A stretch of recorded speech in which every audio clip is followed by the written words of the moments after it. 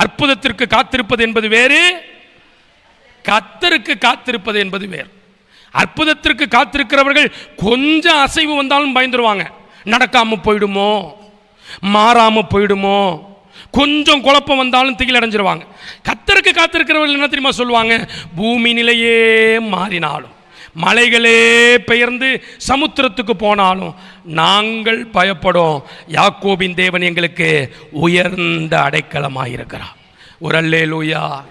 சத்தத்தை உயர்த்தி சொல்லுங்க ஆமென். கர்த்தருக்கு காத்திருக்குதல் ஒரு கலை, கர்த்தருக்கு காத்திருக்குதல் ஒரு ஆசீர்வாதம், கர்த்தருக்கு காத்திருக்குதல் ஒரு பயிற்சி, கர்த்தருக்கு காத்திருக்குதல் நம்மை மேலான ஆவிக்குரிய யுத்த வீரர்களாய், புருஷர்களாய், ஸ்திரீகளாய் மாற்றும் என்பதை மறந்து விடாதீர்கள். அப்ப அற்புதத்தை வரவேற்கணுமா, அற்புதம் செய்கிறவரை வரவேற்கணுமா?